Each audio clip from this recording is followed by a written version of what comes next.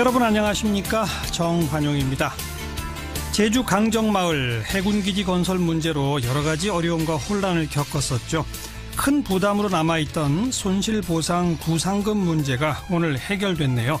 정부가 오늘 구상금 34억 5천만 원 청구를 취하하기로 한 건데요.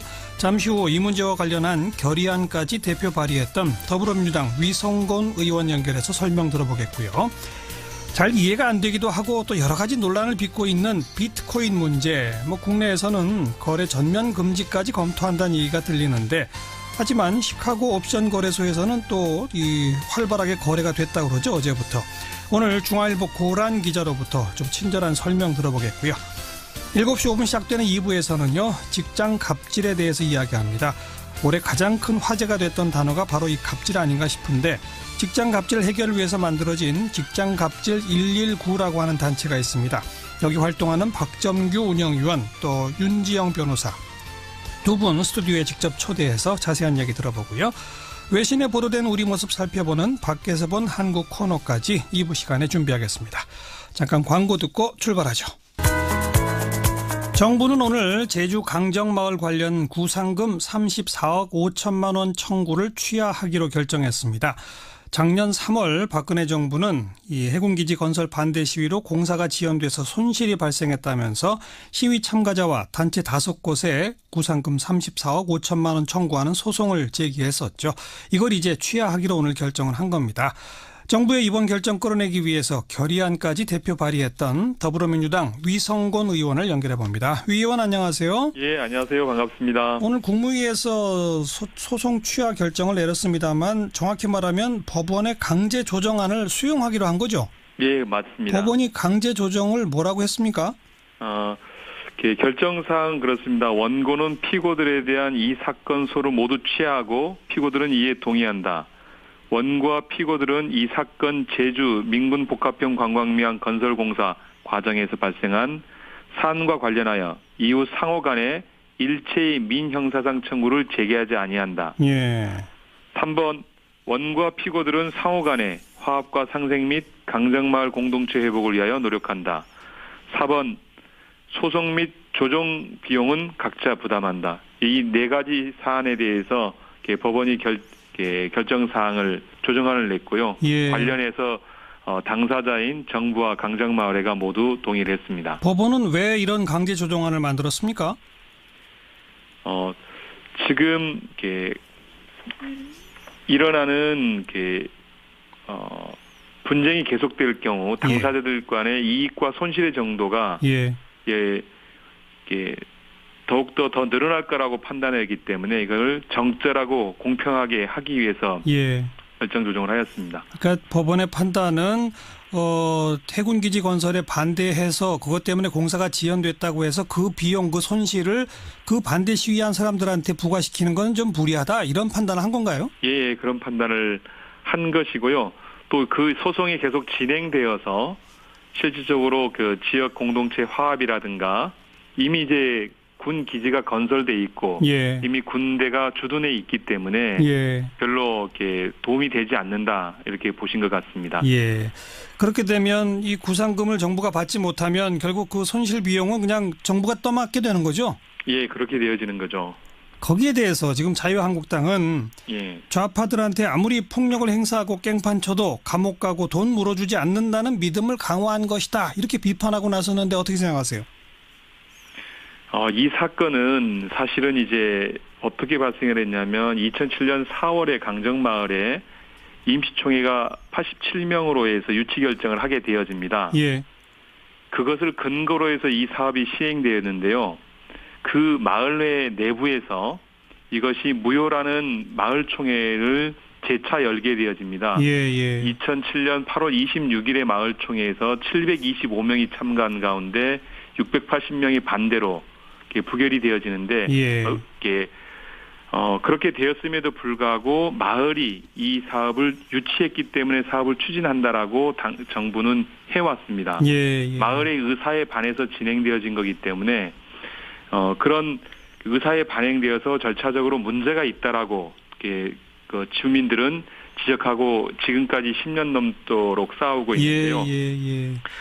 결국 이제 이렇게 국민들의 의사에 반대의 의사를 이렇게 반대하는 의견에 대해서 정부가 소송으로 맞대응을 하게 되어진다라면 결국 이렇게 국민들의 의사 표현의 자유가 제한되어진다라는 게 제 생각입니다. 그렇기 때문에 좌파들이 폭력을 행사해서 깽판을 쳤다고 얘기하는데 전혀 그런 일은 없고요. 관련 사업이 늦어진 것에 대해서도 법률적으로 다툼이 충분히 가능한 상황 안에 있었습니다. 알겠습니다. 그러니까 원천적으로 지역 주민들의 동의를 구하지 못한 채 강행한 그 잘못부터가 있기 때문에 그 책임을 그 지역 주민들한테 물릴 수 없다. 이 논리시지 않습니까? 그렇죠. 그럼에도 불구하고 정부가 소송을 제기했던 거 작년 3월에 그거에 대해서 우리 위성권 의원은 전략적 봉쇄 소송이다 이렇게 표현하셨던데 무슨 뜻입니까? 전략적 봉쇄 소송이라는 건 어떤 거냐면 이제 비판이나 반대의 의견을 잠재우기 위해서 민사 소송이나 형사 고소를 남발하는 것을 얘기하는 건데요. 이제 해외 사례에서 아마존 숲 파괴를 우려해서 그린피스 회원들에게 맥도날드가 거액의 명예훼손 손해배상을 낸 사례들이 있습니다. 이런 사례들을 이제 전략적 봉쇄 소송이라고 하는데 결국 국민들이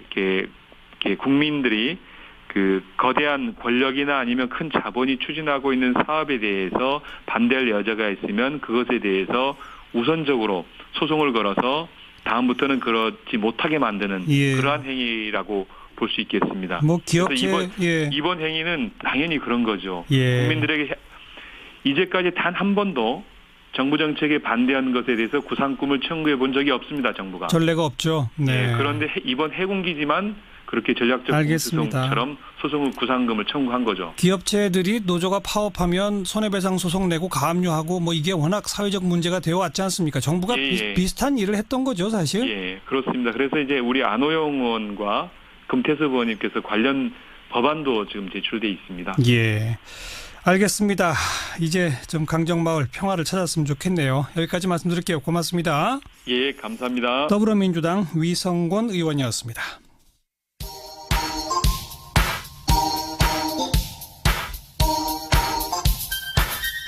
시사자키 정관용입니다. 여러분은 지금 CBS 라디오와 함께하고 계십니다. 저는 출근길 김현정의 뉴스쇼 김현정입니다. 비트코인이 요즘 아주 난리입니다. 우리 정부는 비트코인 거래를 전면 금지하는 방안까지 검토하고 있다. 이런 소식이 전해지는데요. 그런데 어제 오전에 세계 최대 선물 거래소인 시카고 옵션 거래소에서 비트코인 선물 거래가 시작됐고 비교적 성공적이었다. 거래량도 예상보다 많았다. 이런 평가가 나오네요. 그럼 미국은 이걸 제도권 내로 끌어들인 것인지 어떤 것인지 궁금증이 참 큽니다. 중앙일보의 고란 기자를 연결해 봅니다. 안녕하세요. 네, 안녕하세요. 시카고 옵션 거래소에서 선물 거래를 시작했다. 미국은 그러면 이걸 제도권 내로 끌어들인 거로 해석해야 됩니까? 이게 무슨 뜻이죠?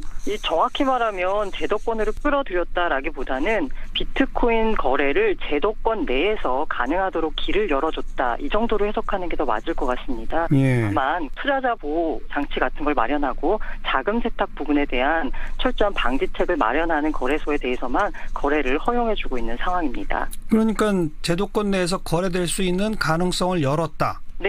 그러나 제도권 내로 끌어들인 건 아니다. 정확히 해석이 잘 안 되는데요. 그게 이 비트코인이라는 이 소위 말하는 이 암호화폐라고 하는 게요. 사실 지금까지 있었던 금융상품 혹은 화폐와는 전혀 다른 새로운 것이기 때문에 해외에서도 아직까지 이에 대한 뚜렷한 입장을 밝히진 않았습니다. 다만 이게 이 암호화폐가 기반한 블록체인 기술이라고 하는 게 4차 산업혁명의 핵심 기술이다라고 하는 부분을 인정하고 있기 때문에 일단 이 가능성을 열어두면서 문제가 발생할 경우에만 개입하겠다라는 수준에서 일단은 지켜보자는 입장 정도로 정리할 수 있겠습니다. 지금 짧게 말씀해 주시는 사이에 제가 모르는 단어가 여러 개 나왔습니다.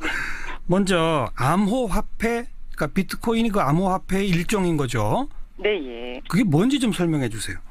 사실 우리나라에서는 가상화폐라는 말로 더 알려져 있는데요. 10,000원짜리 지폐는 손에 쥘 수가 있잖아요. 그렇지만 이 비트코인은 볼 수가 없다. 가상이다라고 해서 가상화폐라고 불렸습니다. 그런데 사실 이 비트코인이라고 하는 건 기존에 나온 그 가상화폐, 무슨 우리가 생각할 수 있는 항공사 마일리지나 싸이월드에서 옛날에 썼던 도토리 같은 것과는 좀 개념이 다르거든요. 이것은 블록체인, 분산 원장 기술을 기반으로 한 새로운 형태의 화폐이기 때문에 예. 암호화폐라고 부르는 것이 좀 더 정확하다라는 게 업계 입장입니다. 예. 방금 그 암호화폐를 설명하면서 블록체인 무슨 기술에 기반한 그러셨단 말이에요. 네, 예, 예. 이제 그걸 설명해 주세요. 예, 이 블록체인 기술은 말 그대로 블록이 체인으로 연결돼 있다는 건데요. 지금까지 우리가 이제 인터넷을 생각을 하면 중앙 메인 서버가 있습니다. 그 서버에 개인들이 연결해서 뭐 서로 통신을 할 수 있고 한 건데요. 예. 이 블록체인 기술은 중앙 메인 서버가 없습니다. 모든 개인 간의 거래 기록이 블록 안에 담기고요. 그 개인들은 그 블록의 일부분을 모두 다 공유하고 있고요. 예. 쉽게 말해서 중앙 통제 장치가 없는 서버가 없는 기술인데요. 예. 분산 원장 기술로서 새로운 기술로 각광을 받고 있습니다. 근데 그것이 4차 산업혁명의 핵심 기술인 이유는 뭡니까? 이게 분산 원장을 하면 사실 지금 그 컴퓨터 기반으로 해서 가장 문제가 되는 게 해킹이잖아요. 그렇죠. 근데 이 분산 원장을 하면 모든 거래 기록이 각각 개개인의 컴퓨터에 담긴다고 생각하시면 됩니다. 예. 그렇기 때문에 이 해커가 만약에 해킹을 하고 싶다. 그러면 이 모든 수백만 수천만의 컴퓨터를 다 해킹을 해야 되는 상황이 벌어지는 거죠. 아하. 보안을 걱정하지 않아도 되는 신기술이다. 이런 의미로군요. 네, 예. 그 신기술에 기반해서 암호화폐라는 것을 누군가 처음 창안해서 만들어낸 거고, 그죠? 네, 예. 근데 그 신기술에 의한 암호화폐 그 가운데 비트코인은 딱 그 생산량이라는 게 정해져 있다면서요? 그걸 뭐 채굴 한다고 한다는데 그것도 좀 설명해 주세요. 비트코인의 원리를 담은 보고서가 처음 나온 게 2008년 11월이거든요. 예. 그때 생각하시면 2008년 9월에 바로 글로벌 금융위기가 터졌죠. 그랬죠. 예. 그러면서 그 미국 정부가 금융위기를 극복하는 대안 중에 하나로 한 게 달러를 찍어내는 거였습니다. 예. 그러면서 전 세계로 달러가 풀리면서 실물 자산의 가치가 떨어졌죠. 예. 그런 데 대한 문제의식을 갖고서 이 나카모토라는 사람은 발행량을 제한해서 화폐 가치가 떨어지지 않는 화폐를 만들어보자 라고 했던 겁니다. 이렇게 발행량이 정해져 있다라는 사실 때문에 지금 그 희소성이 있는 거잖아요. 뭐 쉽게 생각하면 발행량이 2100만 개면 우리나라 국민 한 명이 한 비트코인 한 개를 갖기도 힘든 상황입니다. 못 갖는 거죠? 네, 예. 그래서 이렇게 희소하다는 점 때문에 최근 들어 비트코인 가치가 급등하고 있습니다. 네. 그런데 이걸 가지고 무슨 뭐 옷을 사거나 집을 사거나 차를 사거나 이럴 수 있는 건 지금 아니잖아요. 그렇죠. 이게 바로 그 소위 그 회의론자들이 제기하는 문제인데요. 예. 비트코인이 그럼 화폐냐? 이러면 화폐의 기능을 살펴봐야 될 텐데 화폐의 그렇죠. 기능이 첫 번째는 교환의 매개죠.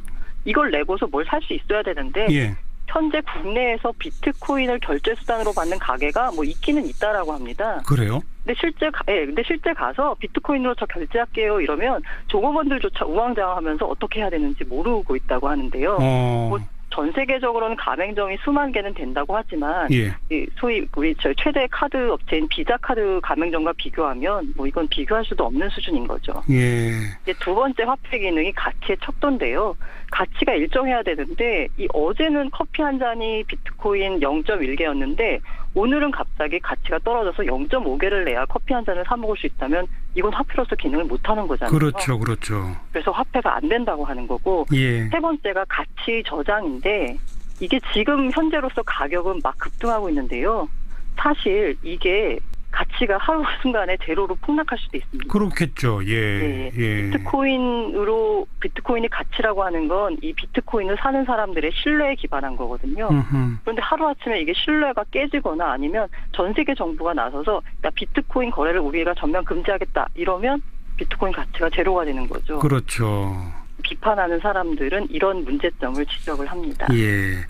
전 세계 정부들이 다 고민하고 있을 것 같은데 우리 정부는 거래 전면 금지까지 검토한다는 얘기까지 나왔습니다. 며칠 있으면 이제 대책을 내놓겠다는 건데 다른 정부들 주요 국가 미국이나 일본 뭐 유럽 국가들하고 우리랑 좀 비교했을 때 앞으로 어떻게 될 것 같습니까? 사실 미국을 비롯한 유럽들은 다 가능성 있는 기술이기 때문에 일단 지켜보자. 다만 그 과정에서 벌어지는 사기나 투자자 보호를 훼손하는 조치 이런 것들은 철저히 단속하겠다는 거고요. 그러니까 일본 같은 경우에는 가장 적극적인데요.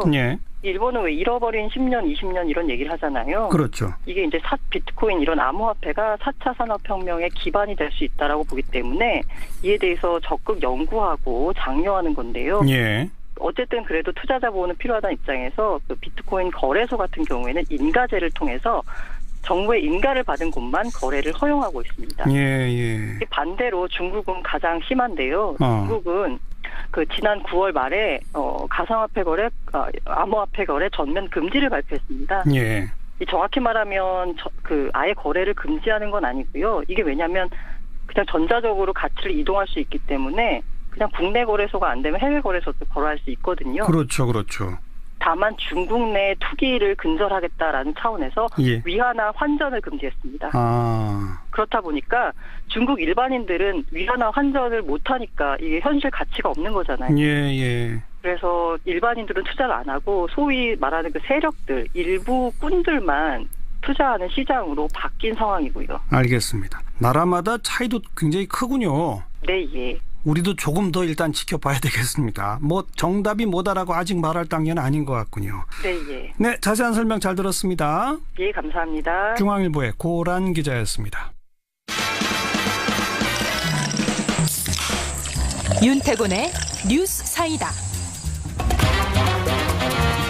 의제와 전략그룹 더모아의 윤태곤 실장 어서 오십시오. 네, 안녕하세요. 문 대통령 내일부터 중국 방문하죠? 그렇죠. 취임 후 첫 중국 방문입니다. 우리가 주변 4강국을 짚어보면은 취임 이후에 미국을 제일 먼저 방문했고 그다음에 러시아를 의외로 갔죠. 근데 모스크바가 아니라 극동 쪽의 행사를 방문하는 형식이었거든요. 그리고 내일 중국 베이징을 방문하게 되는 거죠. 예. 그런데 뭐 만만치가 않다는 보도가 계속 나오네요. 여러 가지가 걸쳐 있는데 요약하자면 이렇습니다. 우리 입장에서는 중국이 북핵에 대해서 압박을 가해주길 바라는 거 아니겠습니까? 그렇죠. 그 외에 이제 뭐 경제라든지 평창 올림픽 등등에 대해 가지고 완전히 정상화하는 계기로 삼고 싶은데 중국이 그렇지 않은 것 같다는 거죠. 중국은 계속 사드 얘기한다는 거고. 그렇죠. 앞서 한중 양국의 10월 31일 합의라는 게 있었어요. 사실 내일 중국 방문도 그 후속으로 이루어지는 거죠. 그 합의가 뭐였죠? 이른바 이제 3불 원칙이라고 이야기하지 않습니까? 그러니까 사드 배치 이후에 이게 다 경색됐으니까 이걸 정상적인 발전 궤도로 조속히 회복해 나가자. 그러면서 3불 원칙이라는 걸 한 게 사드 추가 배치 불가, 미국 미사일 방어 체제에 한국은 참여하지 않는다. 한미일 군사 동맹은 추진하지 않는다. 이거예요. 특히 중국이 계속 말이 많은 게 이게 뭐 약속이냐, 노력한다는 거냐, 그 시제가 뭐 현재로선 하지 않는다냐, 앞으로 영원히 하지 않는다냐, 이런 걸 가지고 계속 말이 있는 거예요. 시진핑 주석 같은 경우에는 베트남에서 문 대통령 만났을 때 뭐 역사 앞에 책임 이런 문구까지 사용을 했었거든요. 우리 정부는 근데 그 사드 추가 배치 안 된다, MD에 불참한다, 한미일 군사동맹을 추진하지 않는다, 이거는 원래부터의 우리 정부가 계속 취해온 자세를 그대로 확인하는 거다, 이런 입장인 거죠. 거기다 우리 주권 문제가 있지 않습니까? 이걸 뭐 영원히 안 한다 이런 거 중국하고 약속할 일이 아니잖아요. 이런 문제는. 그래서 이번 정상회담에서 완전히 이게 뜻이 같이 되기가 어려울 것 같다라는 게 이제 바로 드러난 게 그 회동 마친 다음에 언론에 대한 행사예요. 뭐 그래서 공동 성명이 아예 없다면서요? 맞습니다. 제가 설명을 해드리자면은 양 두 나라 정상이 회담을 하고 나면은 제일 높은 수준의 언론 응대가 공동 기자회견입니다. 예컨대 돌발 질문이 나올 수도 있잖아요. 거기에도 막힘이 없을 만큼 양국이 완전히 뜻을 같이 한다는 거죠. 기자들의 모든 질문에 답하겠다. 그 다음이 공동 성명입니다. 이거 이제 기자 설명 질문은 없고 그냥 성명까지는 낸다. 그렇죠. 그 다음이 이제 공동 언론 발표인데 이건 질문을 안 받는데 정제된 문장으로 양국이 공통으로 인식을 같이 한 것만 서면으로 밝혀가지고 해석의 여지를 남기지 않는다는 거죠. 그런데 이번에 공동 성명이 없다는 얘기는 뭘 한다는 겁니까? 각자 알아서 하는 겁니다. 공동 언론 발표도 없어요? 그것도 없어요? 양국이 이게 알아서 하기로 돼 있다. 그래요? 물론 이런 경우에도 물밑에서 상대방 발언 수위 등에 대한 조정 같은 걸 시도하긴 해요. 하지만 최악의 경우에는 서로 다른 이야기가 나올 수 있다는 거죠. 이번 같은 경우에는 앞서 말씀드린다시피 이제 사드가 뜨거운 감자인데 우리가 좀 짐작해 볼 수 있는 게 이런 게 있습니다. 보통 해외 순방 전에 대통령이 상대국 주요 언론하고 인터뷰를 해요. 그렇죠. 오늘 문 대통령이 중국 관영 CCTV하고 인터뷰한 게 중국에서 방송이 됐습니다. 기자 질문이 어떤 게 있었냐면요. 중국어에는 언필신 행필과 라는 말이 있다. 말에는 반드시 신용이 있고 행동에는 반드시 결과가 있어야 된다는 말이다. 수억 명의 중국 시청자들을 위해 어떤 방향으로 한국이 노력하겠다는 것인지 구체적으로 말씀해달라. 저는 좀 무례하게 느껴졌거든요. 그러니까 중국 CCTV는 또 관영 언론이지 않습니까? 네. 이게 정부의 시각이 반영된 질문이라고 볼 수 있는 거죠. 네. 이런 질문에 대해서 뭐라고 답변했나요? 문 대통령은 우리가 했던 그 원칙 내에서 계속 이야기를 했는데 뭐 약속이다, 영원히 하지 않겠다 이런 이야기는 안 하는 거죠. 대통령 할 수 없고 그렇죠. 해서도 안 되는 것이고. 그렇죠. 그런데 이제 3차례, 4차례 오늘 질문이 있었더라고요. 그래서 공동 성명도 공동 언론 발표도 없이 네. 각자 정부가 알아서 결과를 발표한다. 그렇죠. 참. 그리고 이번에 충칭도 방문한다면서요? 맞습니다. 그 충칭은 인구 3천만이에요. 세계 최대 도시 중에 하나인데 그 역대 대통령들이 상하이를 간 적도 있고 이렇습니다만 이번 문 대통령이 충칭을 방문하는 거는 다목적 보석인데 우리 입장에서 보면은 충칭은 현대차하고 SK 하이닉스 등 기업들이 다수 진출해 있고 김구 선생이 이끈 대한민국 임시정부 청사하고 독립유적지가 보존된 도시예요. 중국 입장에서 보면은 1대1로라고 중국에서부터 이제 쭉 유라시아 대륙을 관통하는 그 사업을 추진 중이지 않습니까? 그렇죠. 그 출발점이거든요. 아하. 그러니까 우리가 이런 경제 협력을 강화할 수 있다라는 시그널을 보내기 위한 것이고. 경제적 목적이 크군요. 네, 충칭 방문은. 또 정치적으로 보면 거기 이제 시의 당서기가 천민월이라고 시진핑 주석의 최측근이에요. 아, 그래요? 제가 옛날 이명박 대통령 때 그 미국 순방을 따라간 적이 있었는데 시카고를 그때 이 대통령이 갔었거든요. 그때 시카고 시장이 램 이메뉴얼이라고 오바마의 비서실장 출신이었어요. 그런 포석이 있는 거죠. 알겠습니다. 수고하셨습니다. 감사합니다. 윤태곤 실장이었습니다. 오늘 하루 화제가 된 뜬 뉴스들부터 정리해드리겠습니다. CBS의 김현지 기자 안녕하세요. 네, 안녕하세요. 네, 첫 번째 뉴스요. 남북 축구 대결입니다. 예. 오늘 오후 4시 반부터 일본 도쿄에서 열린 북한과의 동아시안컵 2차전이 조금 전 끝났는데요. 결과부터 말씀드리면 1대0으로 이겼습니다. 네. 하지만 이겼다고 좋아하기엔 애매합니다. 우리가 얻은 1점이 북한의 자책골이기 때문인데요. 후반 19분에 김민우가 왼쪽 측면에서 크로스를 올렸는데 진성욱과 볼을 경합하던 북한 수비수 류영철이 그만 북한 골문에 공을 넣고 말았습니다. 네, 승리에 기뻐하기엔 다른 아쉬움도 많은데요. 경기 내내 북한의 밀집 수비에 번번이 막히고 또 끌려다니기에 급급해서 전술 변화가 절실하다는 지적입니다. 그래도 이겨서 다행이긴 한데 우승할 수 있을까요? 네, 그건 두고 봐야 할 것 같은데요. 하지만 이번 승리로 지난 중국전에서 2대2로 비겼던 한국 대표팀은 승점 4점을 얻었는데요. 만약 나흘 뒤 일본과 열리는 3차전에서 이기면 작년에 이어 동아시안컵 2연패를 노릴 수 있게 됐습니다. 3차전은 16일 오후 7시 15분에 시작됩니다. 네, 다음 뉴스는요? 추위에 쓰러진 어르신에게 이 최강 한파의 날씨에도 자신의 패딩을 벗어 응급조치를 취한 중학생들의 얘기입니다. 어제 오전부터 온도가 급격히 더 떨어졌죠. 그런 탓인지 서울 답심리시장에서 한 어르신이 정신을 잃고 쓰러졌는데요. 이를 본 중학생 6명이 달려가 어르신을 빠르게 안아 일으키고 다른 학생은 입고 있던 패딩 점퍼를 벗어 할아버지 몸을 덮어드렸습니다. 학생들의 빠른 조치 덕분인지 할아버지는 곧 정신을 차렸는데요. 학생들은 여기서 그치지 않고 어르신을 업어서 집까지 모셔다 드렸다고 합니다. 이런 모습이 담긴 사진이 인터넷상에 오르면서 오늘 하루 네티즌들의 많은 관심과 응원을 받았습니다. 참 기특한 학생들인데 누군지는 밝혀졌나요? 네, 이 가슴 따뜻한 이 사진을 민병두 의원이 페이스북에 올리면서 약 2시간 만에 댓글로 반가운 제보를 받았는데요. 전농중학교 1학년 엄창민 학생 등 6명이라고 합니다. 네티즌들은 기특하다, 이런 학생들이 있어서 대한민국이 돌아가는 것 같다면서도 무엇보다도 중학생 1학년이 구조의 정석을 보여줬다는 게 신기하다. 어른들이 본받아야 할 것이라면서 학생들의 예쁜 모습에 고마움을 나타냈습니다. 정말 예쁘네요. 자, 다음 뉴스요. 네, 오늘 오전 출근길에 미국의 심장부인 뉴욕 맨하튼에서 지하철 폭탄 테러가 발생했습니다. 그나마 다행인 게 폭발물이 제대로 터지지 않아서 부상자는 용의자를 포함해 4명에 그쳤는데요. 바로 2달 전이었죠. 8명의 목숨을 앗아간 트럭 테러에 이어 뉴욕이 또다시 극도의 테러 공포에 휩싸였습니다. 용의자는 잡혔죠? 예, 용의자는 27살의 방글라데시 출신 이민자인데요. 몸에 파이프형 폭탄을 장착해 자살 폭탄 테러를 감행하려 했던 것으로 보입니다. 특히 사고 발생지는 타임스퀘어 인근 지하철역으로 매년 6,400만 명이 이용하는 곳인데요. 용의자는 뉴욕에서 가장 붐비는 장소에서 특히 월요일 출근길 시민을 노린 것으로 나타나면서 자칫 대형 참사로 이어질 뻔했습니다. 그러네요. 체포된 용의자는 이번 테러가 이스라엘의 가자지구 공습에 대한 보복이라고 진술했다는데요. 미국이 예루살렘을 이스라엘 수도로 인정한 뒤 광범위한 시위가 벌어지는 과정에서 이번 테러도 발생했다고 CNN은 분석했습니다. 네, 트럼프에 대한 비판 여론이 더 거세지겠군요. 수고하셨습니다. 네, 감사합니다. 네, 김현지 기자였습니다.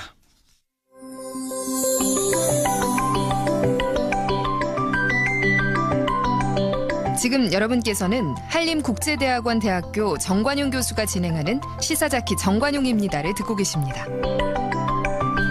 직장 갑질 119라는 단체 여러분 들어보셨나요? 직장 내에서 일어난 갑질 행위들 이런 걸 제보하고 상담도 받을 수 있는 민간 공익단체입니다. 이 단체를 통해서 그 간호사들의 선정적인 장기자랑 이게 세상에 알려진 바로 그곳입니다.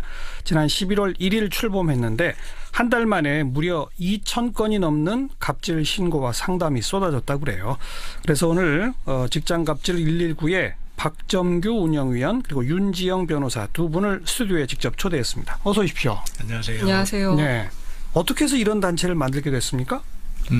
저희가 지난 촛불 때인데요. 예. 촛불을 들고 나온 청년들을 보면서 근데 특히 밤늦게 광장으로 나오는 청년들을 보면서 저분은 토요일까지도 일을 하고 밤늦게 촛불 들고 나오시는데 돌아가면 저분의 직장에서는 정말 민주주의가 실현될 수 있을까? 예. 이런 생각을 저희가 하면서 예. 촛불 이후에 뭔가 직장인들의 권리를 보호할 수 있는 그런 단체를 한번 만들었으면 좋겠다라는 고민을 하게 됐고 예. 여러분들을 모아서 한 뭐 거의 6개월가량 토론을 해서 이런 단체를 만들게 됐습니다. 어떤 분들이 주도하신 거예요? 주로는 뭐 노동활동가들도 있고요. 그다음에 노무사, 변호사들 합쳐서 한 200여 분 참여하고 있습니다. 200여 명이? 예. 다들 자원봉사식으로 합니까? 어떻게 합니까? 예, 자원봉사를 하는 거죠. 우리가 촛불 들고 집회 현장에 나갈 때 사실 예. 돈 받고 나가는 거 아니잖아요. 예. 같은 마음으로 우리 사회의 직장 갑질 한번 없애보자라는 선의를 가지고서 다들 참여하고 있습니다. 그럼 뭔가 상담할 수 있는 전화 이런 것도 있고 그렇습니까? 아니요, 저희가 전화는 안 두고 있습니다. 전화는 안 두고. 예. 그럼 어떤 방식으로 하는 겁니까? 카카오톡 많이들 이용하실 텐데요. 예. 그 카카오톡에 오픈 카톡방이라는 게 있습니다. 그러니까 누구나 참여 가능하고 또 익명으로 참여 가능한 방이에요. 그 방을 만들어 놓고 제보를 받고 있고요. 그다음에 갑질119.gmail.com 해서 이메일도 만들었습니다. 그래서 주로는 오픈 카톡방과 이메일을 통해서 제보를 받고 이제 저희가 상담을 하고 경우에 따라서는 직접 통화를 하기도 하고 만나기도 합니다. 네.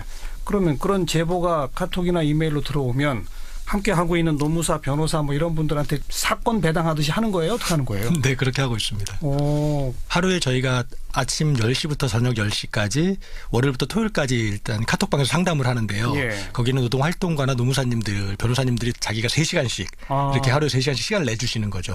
그러면 이제 토요일까지 3시간씩 배당을 해서 상담을 받고 그 상담이 이메일로 이어지거든요. 그러면 또 이메일 전담팀이 있습니다. 그래서 변호사님들이 이메일에 온 걸로 법률적 답변을 하고요. 이 문제는 사회적으로 알려야 되겠다. 네. 이 문제는 직접 만나야 되겠다. 이런 거는 저희가 저희 핸드폰을 남깁니다. 네. 그러면 그분들이 연락을 주시거나 그분이 남기시면 저희가 연락을 드려서 직접 만나서 자세하게 얘기 듣고 사회적으로 알리는 일을 하고 있습니다. 네. 나는 월요일 10시부터 1시까지 담당이다. 그러면 그 3시간 동안은 카톡을 열어놓고 계속 들여다봐야 되는 거군요. 예. 윤지영 변호사 그렇게 하고 계신 거예요? 예, 저 그렇게 하고 있습니다. 그래서 핸드폰도 바꿨습니다. 왜요? 좋은 핸드폰으로 배터리 오래 가는 거 바꿨습니다. 네. 운동하는 방식도 굉장히 새로워졌군요. 최신식으로 하고 있습니다. 그런데 딱 한 달 정도 지난 그 통계 보고서를 내셨는데 2,000건이 넘게 들어왔어요? 네. 어떤 유형의 갑질이 제일 많아요? 기본적으로는 노동법 위반 사안들이 많아요. 그래서 임금을 제대로 받지 못했다거나 아니면은 뭐 포괄임금제, 연봉제 계약을 맺고서 장시간 야근을 시킨다던가 휴일 근무를 시킨다던가 그러면서 수당도 지급하지 않는 거죠. 그러한 노동시간 임금에 관한 사안이 굉장히 많고요. 그다음에 해고에 관련된 사안도 많아요. 이제 여성의 경우에는 직장 내 성희롱, 성폭력을 당하는 사안들도 굉장히 많습니다. 그리고 뭐 폭언을 당하는 경우, 심지어 뭐 폭행을 당하는 경우도 있고 괴롭히는 경우, 따돌림을 당하는 경우 이런 직장 내 괴롭힌 사안도 굉장히 많고요. 한 가지만 덧붙이면은 이러한 사안들이 비정규직이기 때문에 또 더 많이 당하기도 해요. 그래서 뭐 비정규직이기 때문에 또는 저희가 특수고용 노동자라고 표현하는데 뭐 프리랜서라는 이유로 훨씬 더 많은 갑질을 당하고 있고 그래서 고용 형태가 이런 직장 갑질의 어떤 주요한 또 요인으로 작용하는 게 아닌가 생각이 들 정도로 비정규직 문제가 심각하기도 합니다. 그렇게 다양한 유형의 이 제보나 신고들이 들어온 것 가운데 사회적으로 알려야 되겠다 해서 알린 게 첫 번째가 그 성심병원 간호사 그거였었습니까? 네, 맞습니다. 저희가 11월 1일 문을 열었는데 2일부터 이분들이 들어오기 시작하셨어요. 그러더니 친구분들을 불러오시기 시작하더라고요. 동료들이. 그러면서 거의 저희 방을 점령하다시피 하시면서 병원에서 이뤄진 걸 막 이렇게 제보해 주시면서 저희가 일주일 만에 보고서를 한림성심병원 갑질 보고서라는 것을 일주일 만에 만들었거든요. 상세한 제보가 쏟아졌기 때문에. 예, 맞습니다. 그 뒤로도 다른 병원에서 우리도 장기자랑한다. 우리도 업무 외에 막 김장을 시키기도 하고 막 이런다. 이런 제보들이 들어와서 저희가 또 사회적으로 알리고 노동부에 근로감독을 요구하기도 해서 문제를 하나씩 풀어나가고 있습니다. 김장을 시켜요? 네. 이거 얘기 말씀드리면 재밌는 일이 많은데요. 최근에 저희한테 제보가 왔는데 어느 한 병원입니다. 병원인데 김장을 마음포기를 한다는 거예요. 그래서 저희가 그 병원을 확인해서 사람을 보내서 사진을 찍었습니다. 그랬더니 진짜 병원 뒤에 큰 주차장에 절인 배추가 헤아릴 수 없을 정도로 쌓여 있는 거예요. 그래서 저희가 가서 증거를 확인하고 증인이 있어야 되잖아요. 근데 이제 그것을 본 다른 분이 저희에게 제보를 해주셨거든요. 그래서 지금 이제 이런 과정을 이분들의 이제 증언을 저희가 기다리고 있는데 이것뿐만이 아니라 중소기업 이런 데서는 저희가 상상을 초월하는 예를 들면 김장하거나 뭐 별장에 뭐 닭이나 뭐 개 사료를 주라고 한다거나 사장의 별장에 사료 주러 가라. 그다음에 특히 좀 많이 들어오는 게 결혼식 갑질인데 병원장이나 사장이 자녀, 딸이나 아들의 결혼식에 직원들을 전체를 불러서 깨알같이 업무 지시표를 주면서 이거 해라 저거 해라 이렇게 해서 제발 좀 그런 거 좀 안 불렀으면 좋겠다는 호소가 쏟아지고 있습니다. 보면 노동관계라는 것 자체가 그러니까 정해진 업무만 하면 되는 건데 실제로 아무 일이나 다 시키는 거죠. 그래서 뭐 사장 집 청소 이런 것들도 대신하는 경우들이 굉장히 많거든요. 그러니까 사적인 업무를 용무를 대신을 하는 거죠. 실제 그런 사례도 굉장히 많이 제보 들어오고 있습니다. 아까 그 만포기는 아마 그 병원 환자들한테 계속 공급할 김치인 것 같은데 그런 걸 간호사나 이런 분들 총동원해서 직접 담그게 한다 이 말입니까? 네, 그렇습니다. 그리고 저희한테 제보 들어온 거는 그 1년 먹을 김치를 하는 것뿐만 아니고 병원 고위 관계자들의 집안의 김치까지 자기 집 김치까지 하고요. 그리고 그 김치를 이제 자선 행사를 한다고 병원 고위 관계자들이 그 지역의 불우이웃들에게 전달하는 이런 것까지 하고 있는데 시간의 수당은 그러니까 왜냐하면 비번일 때 근무를 시킨다고 저희가 제보를 받았어요. 즉 나이트 근무하고 아침에 김장을 해야 하는 거고 주간 근무하고 저녁에 김장을 해야 하는 교대 근무하는 간호사들에게 빈 시간에 쉬어야 환자를 돌볼 수 있는데 그 시간에 김장을 시킨다 그래서 저희가 상당히 충격을 받았고 그래서 지금 저희가 이제 증거는 확보해 놓은 상태입니다. 그런 식으로 제보를 받아서 상담을 해줘서 뭔가 해결되는 경우도 있습니까 지금? 계속 해결되고 있어요. 어떤 식으로요? 저희가 일단 법률 상담을 했을 때 당사자 스스로 해결하는 경우도 있어요. 그러니까 이게 법적으로 뭐 위법하다라고 이야기를 하면은 직장갑질 119에 문의를 해봤더니 이거 불법이라더라라고 그 이야기를 사장한테 가서 얘기를 하면 사장이 직장갑질 119에서 이렇게 상담을 받았단 말인가라고 하면서 자체적으로 해결하는 경우도 있고요. 저희가 또 사장들이나 저 상급자들도 이제 직장갑질 119를 무서워하기 시작했군요. 그런 조짐들이 있는 거죠. 이거 함부로 했다가는 우리도 신문에 날지 몰라 뭐 이런 걸로.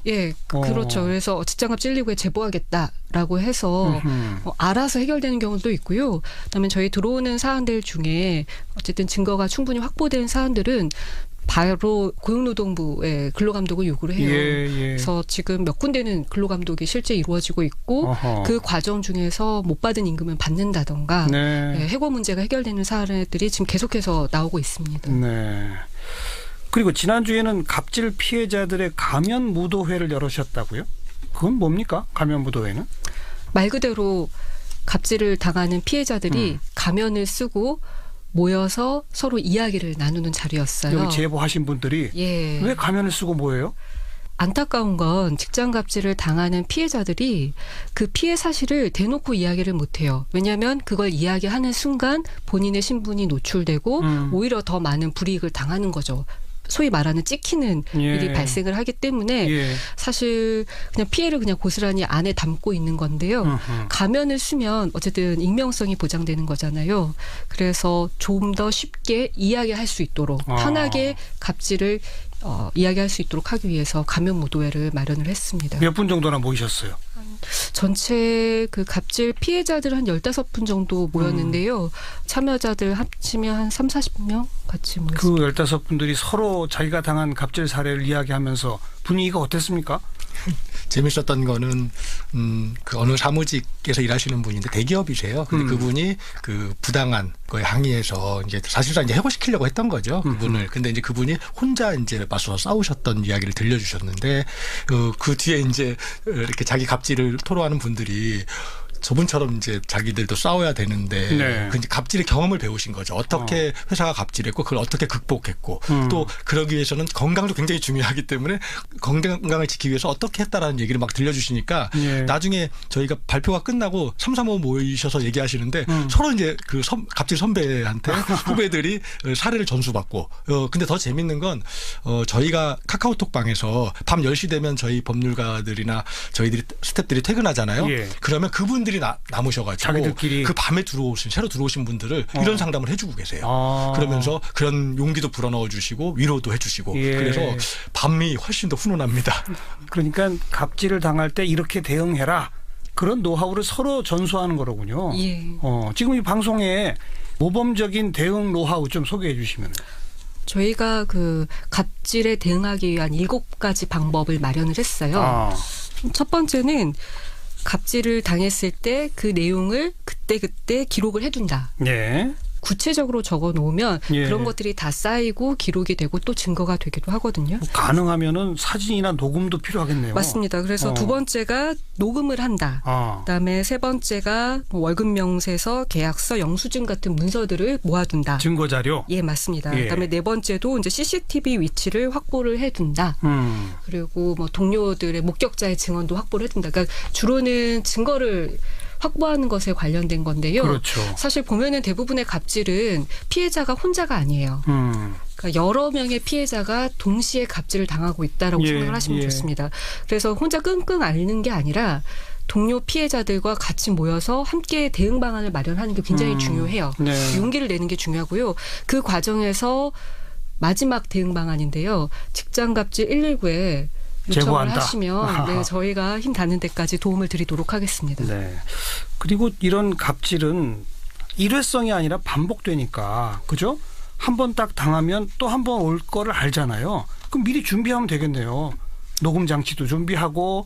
그래서 저희 그 카카오톡 방에서는요 서로 그 녹음기를 막 소개해 주시기도 하고 뭐 볼펜형이 좋다 아니다 이런 얘기를 하시면서 근데 요즘 또 핸드폰이 많이 이제 발달해 있잖아요. 그래서 스마트폰을 통해서 녹음하는 것도 쉬워졌고 그래서 증거를 확보하는 게 과거보다는 훨씬 용이해진 것 같습니다. 한 달에 보고서를 내시면서 이 제목에 이런 걸 쓰셨어요. 국가가 손 놓고 있는 사이 2017년 직장은 재난 상황. 국가가 손 놓고 있는 사이. 그러니까 정부가 뭔가 해야 하는데 안 했다 이건가요? 뭘 해야 합니까 정부는? 한 가지 사례를 설명을 하도록 할게요. 임금을 못 받은 한 직장인이 올해 4월에 고용노동부에 찾아가서 임금 체불에 대해서 진정이라는 걸 했어요. 그러니까 임금을 받게 해달라고 요구를 한 거죠. 그렇게 시작된 그 임금 체불에 대한 진정이 같은 직장에서만 한 거의 100명 가까이 지금까지 계속 진정을 했어요. 예. 그럼에도 불구하고 고용노동부 근로감독관은 아무런 조치를 취하지 않았거든요. 그러니까 이런 상황인 거죠. 그러니까 막상 본인 입장에서는 임금을 못 받았기 때문에 너무나 중요한 문제인데 네. 이걸 가지고 고용노동부 근로감독관을 찾아가면 그냥 놓고 가시라, 서류 놓고 가시라라는 식인 거고 또 조사가 시작되면은 본인의 익명성을 보장을 하는 게 아니라 그걸 그대로 사장한테 가서 이러이러한 사람이 이렇게 제보를 했다더라라고 알려주기도 하고 그리고 이제 근로감독을 하는 경우에도 이게 사실 이제 불시에 들어가서 근로감독을 해야 되는데 미리 다 예고를 하는 거예요. 사업주한테 언제 근로감독하겠다. 그러면 그 사이에 불법 영업 단속하러 가면서 경찰이 전화해 주는 거랑 비슷한 거군요. 예, 그렇죠. 그러니까 그 사이에 이제 사업주 입장에서는 미리미리 다 준비를 해놓는 거죠. 윤 변호사님께서 얘기하신 데가 제주에 있는 유명한 호텔이거든요. 아마 거기 뭐 이름만 얘기하면 알 수 있는 호텔인데요. 사실은 임금을 떼먹는 게 범죄다라고 인식했다면 한 100건의 범죄가 연속적으로 일어났는데 경찰이 그걸 놔두진 않잖아요. 네네. 그런데 이 노동경찰인 근로감독관은 100건의 범죄가 일어나도 그냥 가만히 두고 있었다는 알겠습니다. 거예요. 저는 지난 10년간 이런 게 악화되면서 직장이 지옥으로 변한 게 아닌가 싶습니다. 한 가지 더 덧붙이면은 그러니까 굉장히 중요한 문제인데 그러니까 범죄 행위에 대해서 그냥 솜방망이 처벌을 하는 거예요.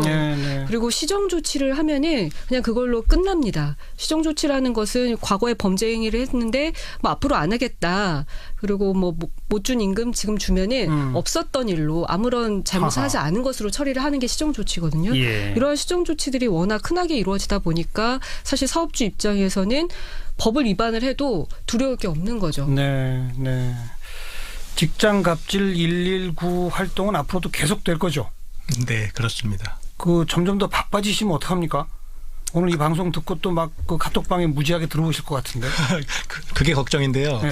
사실은 그 같이 하고 있는 분들, 자원봉사로 하고 있는 분들이 몸이 굉장히 고됩니다, 요즘. 근데 마음은 되게 기쁩니다. 왜냐하면 저희들에게 문자를 보내와서 해결돼서 너무 고맙다. 네. 무슨 선물이라도 보내고 싶다. 연락처를 그러니까 사무실에 알려달라 이런데 저희가 그런 사례를 다 거절하고 있어요. 예. 저희가 순수한 민간 공익단체로서 저희가 공적으로 이분들의 갑질은 그분들이 아니라 국가가 원래 해야 될 일이고 네. 국가를 대신해서 우리가 지금 하고 있다라는 마음으로 하고 있어서 저희들 힘들더라도 많이 들어와서 제보해 주시고 저희가 그 문제를 조금이라도 도움이 될 수 있도록 할 예정입니다. 예. 네, 저도 몸은 피곤하긴 하지만 더 많은 분들이 갑질을 제보해 주셨으면 좋겠어요. 왜냐하면 제가 직장갑질 119 활동을 하면서 느끼는 건 뭐냐면 1명, 2명의 제보가 모이면 정말 큰 힘을 발휘한다라는 그렇죠. 것을 깨닫고 있거든요. 예. 어느 순간 사람들이 직장갑질을 얘기를 하는 순간 사업주들이 스스로 알아서 내가 하는 행동에 대해서 좀 조심하게 되는 경각심을 가지게 되는 것도 있고요. 예. 그래서 좀 이런 열풍이 불었으면 좋겠다. 직장갑질이 문제고 그거를 우리가 풀어야 된다. 직장에서의 민주주의를 실현을 해야 된다라는 것을 좀 실천적으로 보여줄 수만 있다면 네네. 정말 좋겠다 싶습니다. 우리가 세월호 일어나고 나서 가만히 있지 않겠습니다라는 구호 많이 외쳤습니다. 이 방송 들으신 직장 내 갑질을 당하시는 분들 가만히 있지 마시고 가만히 있으면 우리는 계속 피해자일 수밖에 없거든요.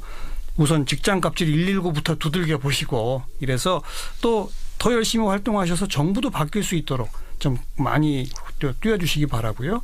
우리나라의 기업 문화 전체가 좀 변화하는 그런 출발이 되길 기대해 보겠습니다.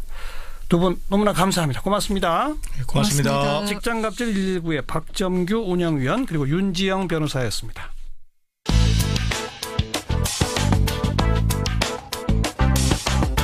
궁금한 뉴스 만나고 싶은 사람 시사자키 정관용입니다. 2부를 듣고 계십니다.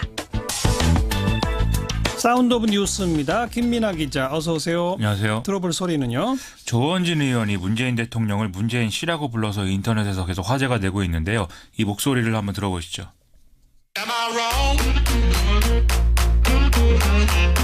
문재인 씨가 제대로 하고 있는가? 저는 그렇지 않다고 봅니다.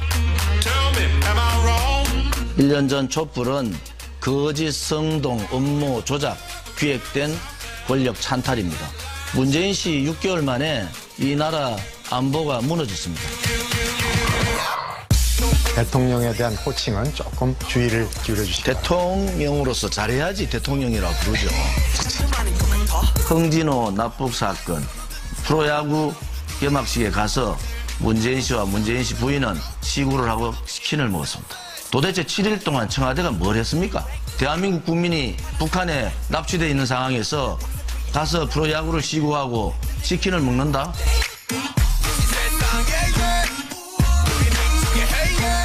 네, 어디서 한 발언입니까?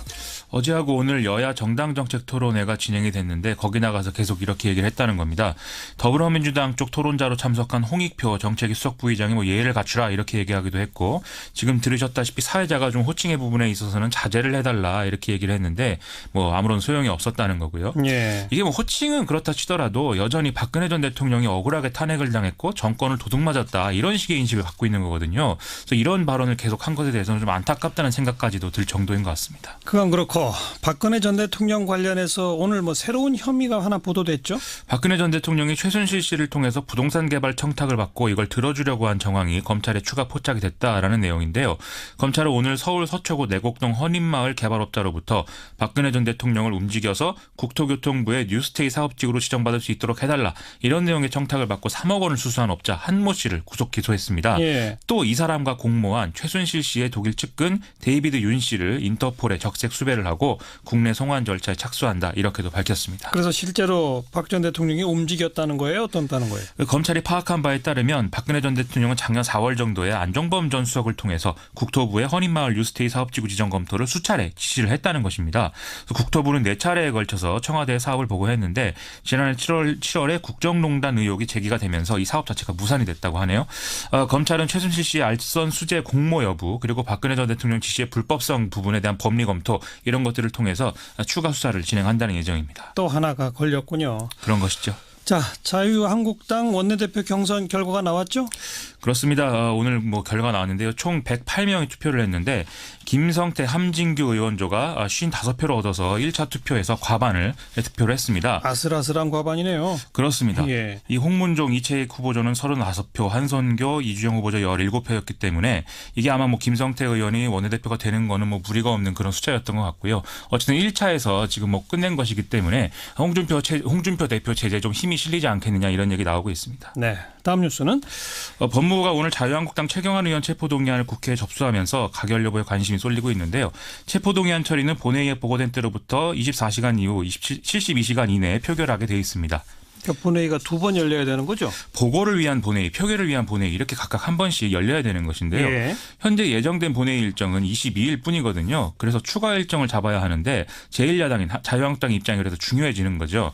자유한국당 내에서는 본회의 개최 자체에 협조를 하되 표결에는 참석을 안 하는 방안이 지금 뭐 거론되고 있다고 하는데 이건 이제 신임 원내지도부 김성태 원내대표의 어떤 입장 이런 것들에 따라서 향후에 바뀔 수 있는 가능성이 있을 것 같습니다. 예. 일정에 대해서는 19일쯤에 본회의를 한번 열고 22일에 최종 통과를 시킬지 아니면 22일에 열고 회기 마지막 날인 23일에 표결 처리를 할지 이걸 두고서 지금 뭐 설왕설래가 오가고 있다는데요. 아무래도 23일의 경우에는 성탄절 연휴로 이어지는 토요일이기 때문에 각 의원들의 지역구 상황 등의 문제가 있을 수 있다. 뭐 이런 얘기인 것이죠. 뭐 혹시라도 본회의 개최가 안 돼서 회기 내 표결이 안 되면 어떻게 돼요? 과거 법대로 하면 그러면 이제 이게 자동 폐기가 되는데 다행히 국회법이 개정됐기 때문에 다음 회기 때 열리는 본회의에 이 체포동의안이 1호 안건으로 자동 상정되도록 그렇게 돼 있습니다. 예. 그런데 국회의원의 불체포 특권은 회기 내에만 적용되기 때문에 24일부터 다음 회기 전까지는 또 검찰이 영장을 집행할 수 있다는 것이거든요. 그렇죠. 그렇죠. 그래서 여의도 주변에서는 검찰이 23일 이후에 영장을 청구하면 되는데 굳이 회기 중에 영장 신청을 한 것에 무슨 의도가 있는 거 아니냐 이런 얘기까지도 좀 나오는 모양입니다.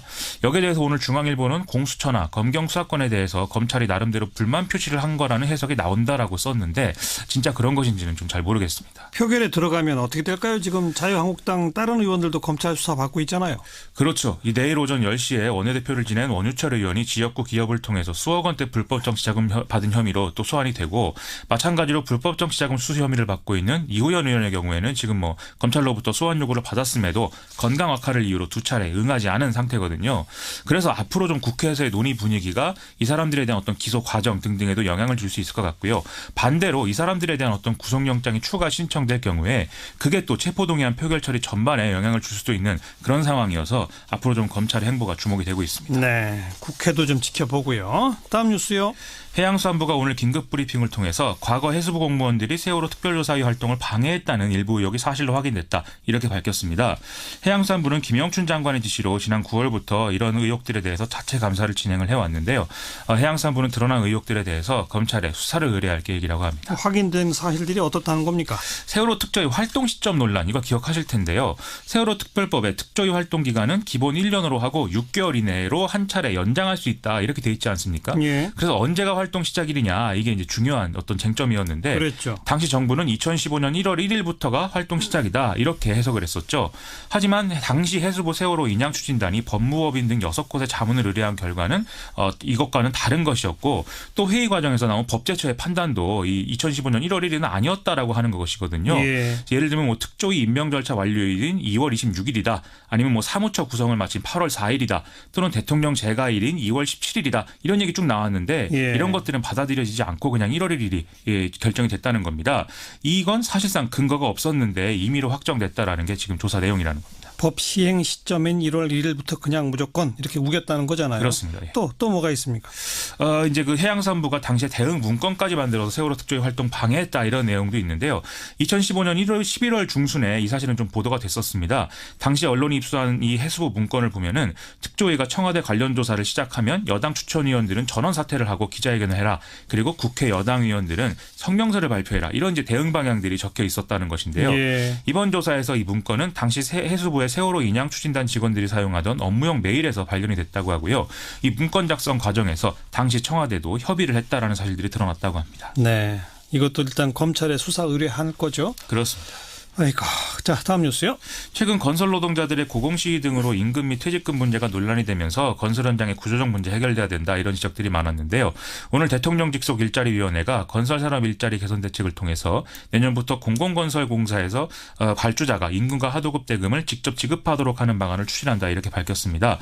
정부는 이를 통해서 모든 공공공사에서의 임금 문제가 개선될 것으로 기대를 하고 있습니다. 발주한 측이 그럼 어떤 방법으로 직접 지급한다는 겁니까? 지금 일부 공공기관이 전자적 대금 지급 시스템이라는 걸 자율적으로 도입한 상태인데 이걸 이제 전체 공공공사로 확대한다는 것이거든요.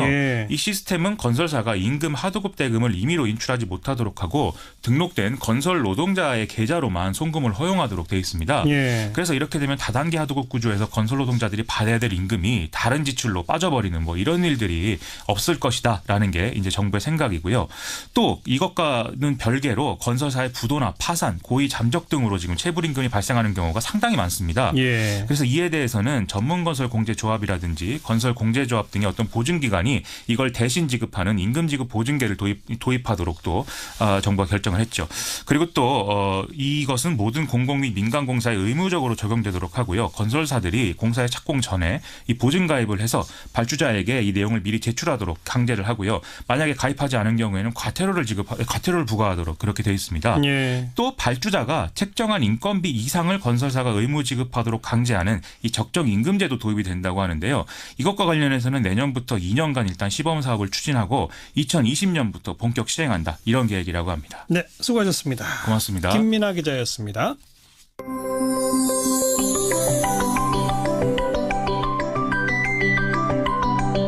지금 여러분께서는 한림국제대학원 대학교 정관용 교수가 진행하는 시사자키 정관용입니다를 듣고 계십니다.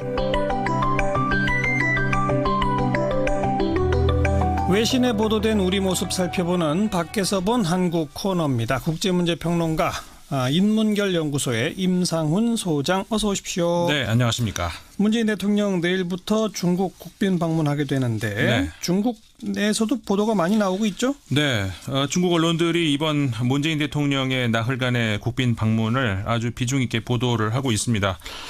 지난 7일자 중국의 관영 인민일보의 자매지죠. 국제 외교 전문지인데 이 환구시보가 이번에 문재인 대통령의 중국 국빈 방문을 계기로 한국 여론이 한중 관계가 실질적으로 복원되기를 기대하고 있다. 이렇게 분위기를 전하기도 했습니다. 예. 그래서 중국 측이 사드 문제를 다시 꺼낼지 한국인들이 우려를 하고 있다. 이렇게 이제 한국 분위기를 전하기도 했는데, 예.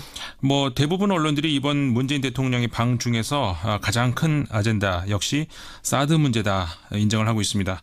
이번 정상 간의 만남으로 한중 관계가 다시 정상 궤도에 오를 수 있을지 여부에 관심을 모으고 있습니다. 뭐 우리 언론도 마찬가지입니다만 사드 문제, 그러니까 즉 동북아 안보 문제, 네. 그다음에 경제 협력 이 두 가지가 제일 큰 주제죠. 네, 맞습니다. 그 실제 문재인 대통령의 일정을 봐도 그렇고요. 그러니까 안보 말씀하신 것처럼 그리고 경제 협력 이렇게 두 축이 이루어짐을 알 수가 있는데, 아까 말씀드렸던 그 환구15 문재인 대통령이 13일 북경에 도착해서 시진핑 주석을 만난 뒤에 15일부터는 이틀 동안 충칭을 방문한다 이렇게 보도를 했습니다. 예. 충칭은 뭐 잘 알려졌다시피 일제 강점기 당시에 대한민국 임시정부 마지막 위치가 이제 거기에 있었죠. 그 환구15가 이번 그 문재인 대통령의 충칭 방문이 한중 양국이 미래를 강조하는 데에 안성맞춤이다 이렇게 평가를 하면서 그 사드 배치 관련 문제에 관련해서 충칭 방문이 또 하나의 포인트다 이런 평가를 했습니다. 그 충칭은 중국의 서부 지역 개발의 거점이잖아요. 네, 그렇죠. 그 충칭에 그 우리 임시정부의 중요한 그 유적이 있다. 뭐 이 사실 양국 간의 과거의 끈끈한 관계의 상징을 좀 하려고 하는 것 같습니다. 근데 중국의 미래 역점 사업.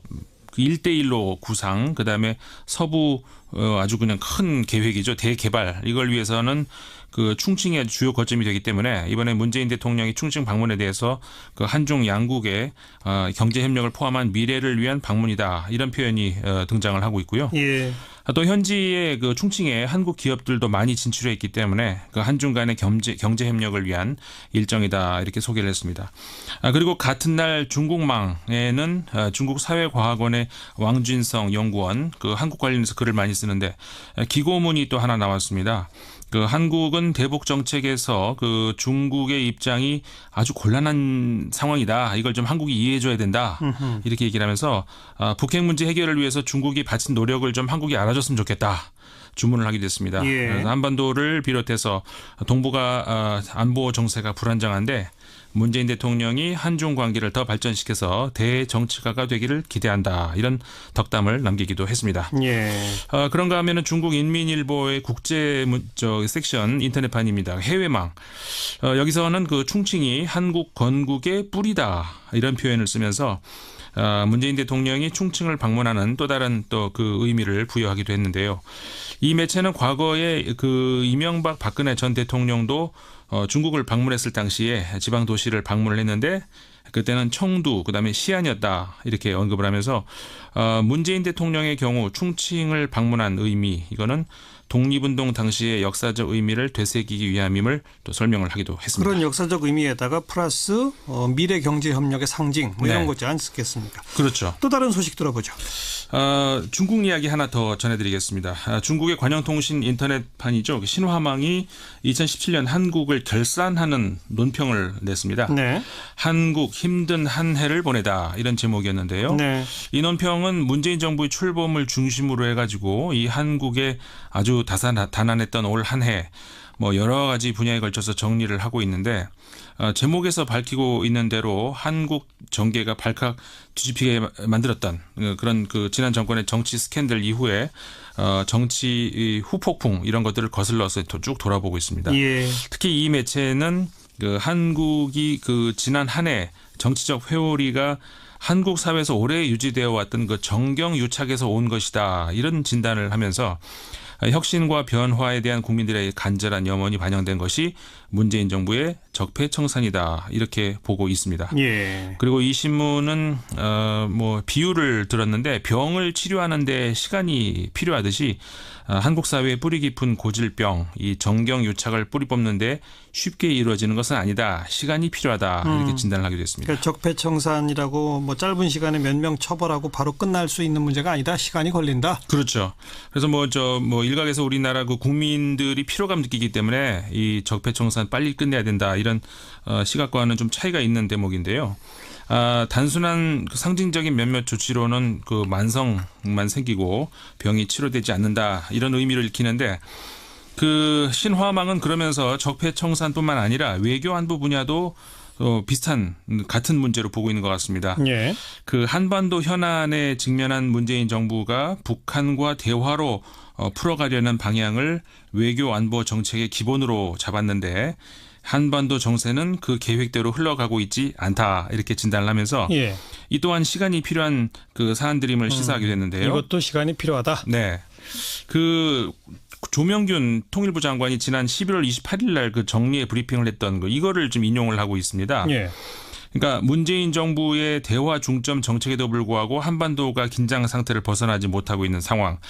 그러면은 이제 대북 압박 정책이 이제 나오고 있는 것 이것이 그 정책 변화를 의미하는 것 아니냐 이런 기자의 질문에 예. 정부의 목표는 여전히 평화다. 현 단계에서 대북 제재 그다음에 압박 이거는 북한을 대화 또 협상의 궤도로 인도하기 위한 조치다 이렇게 밝혔던 사실을 예. 이 설명을 하면서 인용을 하기도 했습니다. 대화와 협상이 기본적인 방향인데 거기에는 시간이 걸린다. 네. 그런 말이군요. 또 다른 소식은요?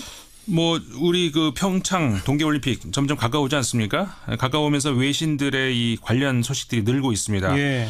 최근 들어서 그 부쩍 늘고 많아지고 있는 걸 볼 수가 있는데 일단 반가운 소식이네요. 그렇죠.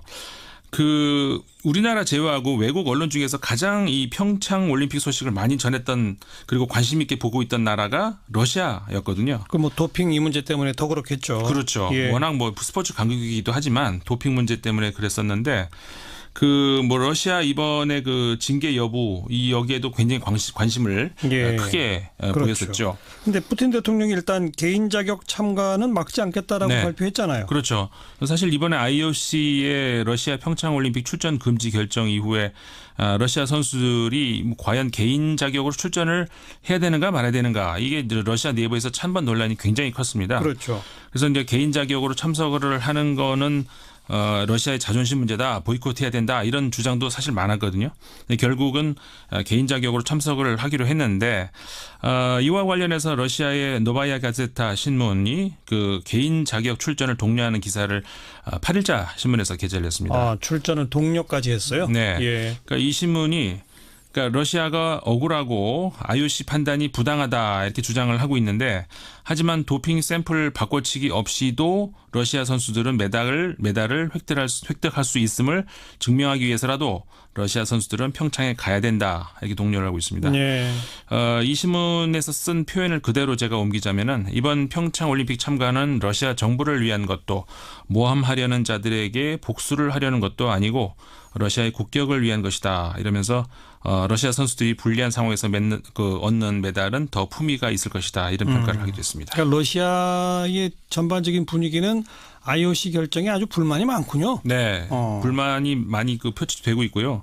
그리고 이제 일단 결정이 됐으니까 제재 결정이 된 이후에 어떤 선택을 할 수 있을 것인지 그런 전망 이런 기사들도 많이 있었습니다. 예. 현재로서는 한국행을 거부하는 선수는 아직 나오지 않고 있다 이런 기사 보도도 있었고요. 그래요.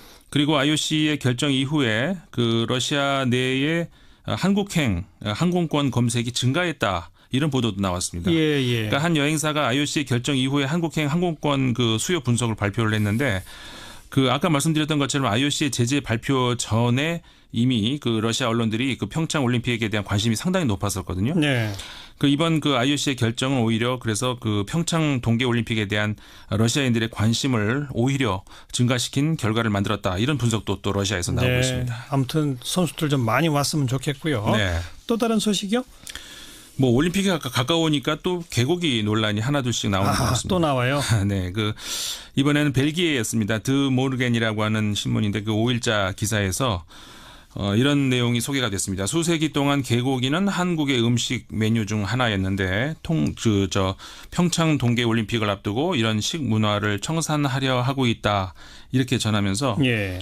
한국에서 최근 들어서 개고기 전통이 압박을 받고 있다. 근데 이 젊은 세대들은 그다지 개고기를 좋아하지 않는다. 이렇게 소개를 하면서 한국에서 게 시장이 점점 줄어들고 있는 추세다. 예. 근데 그 이유 중에 하나가 게를 애완동물로 인식하는 경향이 증가하고 있기 때문이다. 이렇게 신문을 전하기도 했습니다. 네. 이런 식으로 좀 자연스럽게 정리가 돼 가겠죠. 그렇죠.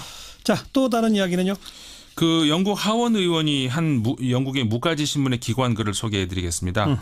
어제의 날짜였는데요. 제목이 한국 기회이자 영감의 원천 이렇게 되어 있습니다. 예. 마크 필드 그러니까 보수당 의원인데요. 예. 올해 8월 그다음에 11월 두 차례 한국을 찾은 것 같습니다. 두 번 다 여전히 한국은 생동감이 넘친다 이렇게 얘기를 하면서 혹시 북한 미사일이나 핵실험에 한국인들이 겁을 먹었을 것이라 생각하면 오산이다. 한국은 수십 년 동안 같은 위협과 더불어 살아왔고 이 사회는 평소처럼 아무 일 없이 돌아가고 금융시장은 긴장에 별다른 반응을 보이지 않고 꾸준히 성장을 해왔다 이렇게 전하면서 이 마크필드 의원이 한국과 영국 사이에 의외로 공통점이 많다. 이렇게 얘기를 하는데 어떤 공통점이요? 첫째로 양국이 오랜 정통의 역사를 가지고 있다. 그리고 그 외에도 뭐 남수단의 평화유지 등 G20에서 그 유엔에서 그리고 또 유엔에서 다양한 사안 관련해서 공조가 있다. 예. 그 한국 전쟁에서 같이 그 나란히 참여를 했고 영국 병사들이 1,106명이 사망을 했다고 하네요. 예. 그다음에 뭐 그 외에도 아프가니스탄, 이라크 이런 데서 전사자 수를 합친 것보다 그 영국이 한국에서 싸워서 사망한 전사자가 더 많다. 이런 얘기들. 그러니까 굉장히 그 한국에 대한 어떤 애착 느껴지고요. 한국의 역동성과 북한의 폐쇄성을 대비하는 그런 글이었던 것 같습니다. 하원 의원의 기고문. 네. 그리고요. 또 다른 글 하나 소개해드렸습니다. 이번에는 한국의 인종차별을 고발하는 기사가 하나 있는데요. 인종차별? 네. 그러니까 홍콩 신문입니다. 사우스 차이나 모닝 포스트가 그 11일자 신문인데 이게 기고문이 실렸습니다. 예. 한 조사 기관의 보고에 따르면은 한국에 거주하는 외국인의 94.5%가 차별을 당한 적이 있다. 이렇게 대답한 것으로 조사했다고 하거든요. 94.5%나? 저도 이거 보고 굉장히 충격적이었습니다. 예. 근데 이제 이 신문에 따르면은 일본의 경우에 2017년 조사에서 30%의 외국인이 그런 경험이 있다 대답한 것으로 나타났다고 하거든요. 네. 그러니까 이 한국 내에 인종차별 문제가 상당히 심각하다 이런 이야기가 되는데 그 몇 년 전이었었죠. 유엔 인종차별 특별보좌관이 한국에 그 인종차별 금지법 제정해야 된다 촉구를 하지 않았습니까? 근데 아직까지 이게 도입이 안 되고 있다. 이 신문이 또 이렇게 언급을 하기도 했습니다. 아직 우리나라는 이게 좀 다른 외국인들의 수가 급격히 증가한 게 최근이기 때문에 그렇죠. 인종, 국정 문제 민감하지 않아서 아직 법안까지 못 만드는 거 아니겠습니까? 그렇죠. 그래서 이 이유가 뭔가 이 신문이 몇 가지 이유를 지적하고 있는데요. 우선 한국의 노동자들이 외국인 근로자들이 한국에 와서 일자리를 뺏어갈 것이다 이렇게 우려를 하기 때문이다 이렇게 이유를 들고 있고요. 그다음에 이제 한국의 기독교 일각에서 이 같은 법안이 성소수자 이들을 보호할 것이다라는 이유로 이제 반대를 하고 있다는 것을 또 들고 있습니다. 그다음에 또 하나가 이제 지금 말씀하신 것처럼 한국의 법학계에서 한국의 인종차별에 관심을 가질 어떤 필요성을 아직까지 느끼지 않고 있는 것이다 이런 지적을 하고 있는데요. 그리고 한국인들의 경우 외국인에 대한 편견이 좀 심하다 이렇게 이 신문이 전하고 있는데 예를 들어서 외국인 범죄에 대한 공포가 늘고 있는데 실제로 그 통계를 보면 2015년 3월 같은 경우에 한국인 범죄율이 3.75% 반면에 외국인의 범죄율이 1.71%로 나타났다고 하거든요. 그러니까 외국인 범죄율은 한국 전체 평균의 절반에 불과한 것으로 나타났다는 건데 그럼에도 불구하고 외국인들은 범죄를 많이 일으킨다. 네, 이런 식의 잘못된 인식이 퍼져 있다. 그렇죠. 그래서 이제 이런 편견에 대한 극복이 급선무다 한국에서 이렇게 이 신문은 전하고 있습니다. 네. 한국에 들어와 있는 외국인의 무려 94.5%가 차별을 당한 경험이 있다라고 대답했다는 조사. 네. 이건 참 우리가 스스로를 돌아보고 좀 반성해야 할 그런 대목인 것 같습니다. 그렇죠. 네, 수고하셨습니다. 네, 감사합니다. 네, 밖에서 본 한국이었습니다. 국제문제평론가 인문결연구소의 임상훈 소장이었어요. 게 업계 입장입니다. 방금 그 암호화폐를 설명하면서 블록체인 무슨 기술에 기반한 그러셨단 말이에요. 이제 그걸 설명해 주세요. 이 블록체인 기술은 말 그대로 블록이 체인으로 연결돼 있다는 건데요. 지금까지 우리가 이제 인터넷을 생각을 하면 중앙 메인 서버가 있습니다. 그 서버에 개인들이 연결해서 서로 통신을 할 수 있고 한 건데요. 이 블록체인 기술은 중앙 메인 서버가 없습니다. 모든 개인 간의 거래 기록이 블록 안에 담기고요. 그 개인들은 그 블록의 일부분을 모두 다 공유하고 있고요. 쉽게 말해서 중앙 통제 장치가 없는 서버가 없는 기술인데요. 예. 분산 원장 기술로서 새로운 기술로 각광을 받고 있습니다. 근데 그것이 4차 산업혁명의 핵심 기술인 이유는 뭡니까?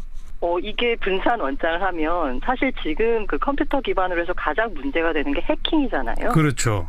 근데 이 분산 원장을 하면 모든 거래 기록이 각각 개개인의 컴퓨터에 담긴다고 생각하시면 됩니다. 예. 그렇기 때문에 이 해커가 만약에 해킹을 하고 싶다. 그러면 이 모든 수백만 수천만의 컴퓨터를 다 해킹을 해야 되는 상황이 벌어지는 거죠. 아하. 보안을 걱정하지 않아도 되는 신기술이다. 이런 의미로군요. 네, 예. 그 신기술에 기반해서 암호화폐라는 것을 누군가 처음 창안해서 만들어낸 거고, 그죠? 네, 예. 근데 그 신기술에 의한 암호화폐 그 가운데 비트코인은 딱 그 생산량이라는 게 정해져 있다면서요? 그걸 뭐 채굴 한다고 한다는데 그것도 좀 설명해 주세요.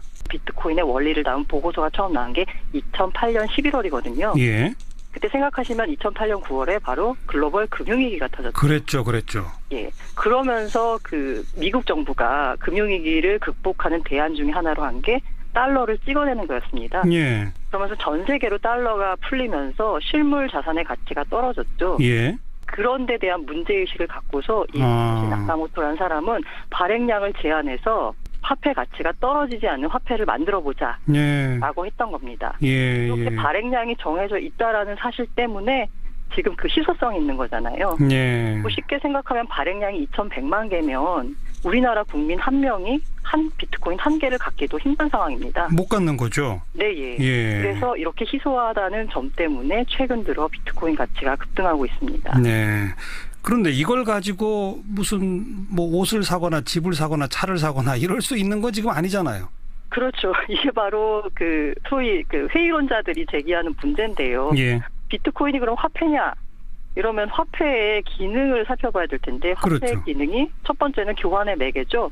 이걸 내고서 뭘 살 수 있어야 되는데 현재 국내에서 비트코인을 결제 수단으로 받는 가게가 뭐 있기는 있다라고 합니다. 그래요? 근데 실제 가서 비트코인으로 저 결제할게요 이러면 종업원들조차 우왕좌왕하면서 어떻게 해야 되는지 모르고 있다고 하는데요. 뭐 전 세계적으로는 가맹점이 수만 개는 된다고 하지만 소위 우리 최대 카드 업체인 비자 카드 가맹점과 비교하면 뭐 이건 비교할 수도 없는 수준인 거죠. 이제 두 번째 화폐 기능이 가치의 척도인데요.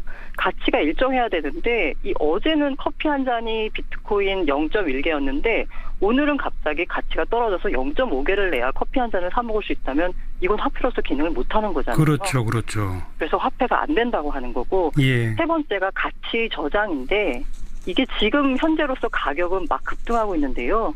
사실 이게 가치가 하루 순간에 제로로 폭락할 수도 있습니다. 그렇겠죠. 비트코인이 가치라고 하는 건 이 비트코인을 사는 사람들의 신뢰에 기반한 거거든요. 그런데 하루아침에 이게 신뢰가 깨지거나 아니면 전 세계 정부가 나서서 비트코인 거래를 우리가 전면 금지하겠다 이러면 비트코인 가치가 제로가 되는 거죠. 그렇죠. 비판하는 사람들은 이런 문제점을 지적을 합니다. 전 세계 정부들이 다 고민하고 있을 것 같은데 우리 정부는 거래 전면 금지까지 검토한다는 얘기까지 나왔습니다. 며칠 있으면 이제 대책을 내놓겠다는 건데 다른 정부들 주요 국가 미국이나 일본 뭐 유럽 국가들하고 우리랑 지금 비교했을 때 앞으로 어떻게 될 것 같습니까? 사실 미국을 비롯한 유럽들은 다 가능성 있는 기술이기 때문에 일단 지켜보자. 다만 그 과정에서 벌어지는 사기나 투자자 보호를 훼손하는 조치 이런 것들은 철저히 단속하겠다는 거고요. 그러니까 일본 같은 경우에는 가장 적극적인데요. 일본은 왜 잃어버린 10년, 20년 이런 얘기를 하잖아요. 그렇죠. 이게 이제 비트코인 이런 암호화폐가 4차 산업혁명의 기반이 될 수 있다라고 보기 때문에 이에 대해서 적극 연구하고 장려하는 건데요. 어쨌든 그래도 투자자 보호는 필요하다는 입장에서 그 비트코인 거래소 같은 경우에는 인가제를 통해서 정부의 인가를 받은 곳만 거래를 허용하고 있습니다. 반대로 중국은 가장 심한데요. 중국은 그 지난 9월 말에 가상화폐 거래, 암호화폐 거래 이렇게 국민들의 의사에 반대의 의사를 이렇게 반대하는 의견에 대해서 정부가 소송으로 맞대응을 하게 되어진다라면 결국 국민들의 의사 표현의 자유가 제한되어진다라는 게 제 생각입니다. 그렇기 때문에 좌파들이 폭력을 행사해서 깽판을 쳤다고 얘기하는데 전혀 그런 일은 없고요. 예. 관련 사업이 늦어진 것에 대해서도 법률적으로 다툼이 충분히 가능한 상황 안에 있었습니다. 예. 알겠습니다. 그러니까 원천적으로 지역 주민들의 동의를 구하지 못한 채 강행한 그 잘못부터가 있기 때문에 그 책임을 그 지역 주민들한테 물릴 수 없다. 이 논리시지 않습니까? 예, 그렇죠. 그럼에도 불구하고 정부가 소송을 제기했던 거 작년 3월에 그거에 대해서 우리 위성권 의원은 전략적 봉쇄 소송이다 이렇게 표현하셨던데 무슨 뜻입니까? 예, 전략적 봉쇄 소송이라는 건 어떤 거냐면 이제 비판이나 반대의 의견을 잠재우기 위해서 민사 소송이나 형사 고소를 남발하는 것을 얘기하는 건데요. 예. 이제 해외 사례에서 아마존 숲 파괴를 우려해서 그린피스 회원들에게 맥도날드가 거액의 명예훼손 손해배상을 낸 사례들이 있습니다. 예. 이런 사례들을 이제 전략적 봉쇄 소송이라고 하는데 결국 국민들이 그 거대한 권력이나 아니면 큰 자본이 추진하고 있는 사업에 대해서 반대할 여자가 있으면 그것에 대해서 우선적으로 소송을 걸어서 다음부터는 그렇지 못하게 만드는 그러한 행위라고 볼 수 있겠습니다. 기업체 이번 행위는 당연히 그런 거죠. 예. 국민들에게 이제까지 단 한 번도 정부 정책에 반대한 것에 대해서 구상금을 청구해 본 적이 없습니다. 정부가. 전례가 없죠. 네. 그런데 이번 해군기지만 그렇게 전략적 소송처럼 소송을 구상금을 청구한 거죠. 기업체들이 노조가 파업하면 손해배상 소송 내고 가압류하고 이게 워낙 사회적 문제가 되어 왔지 않습니까? 정부가 비슷한 일을 했던 거죠, 사실. 예, 그렇습니다. 그래서 이제 우리 안호영 의원과 금태섭 의원님께서 관련 법안도 지금 제출돼 있습니다. 예. 알겠습니다. 이제 좀 강정마을 평화를 찾았으면 좋겠네요. 여기까지 말씀드릴게요. 고맙습니다. 예, 감사합니다. 더불어민주당 위성권 의원이었습니다.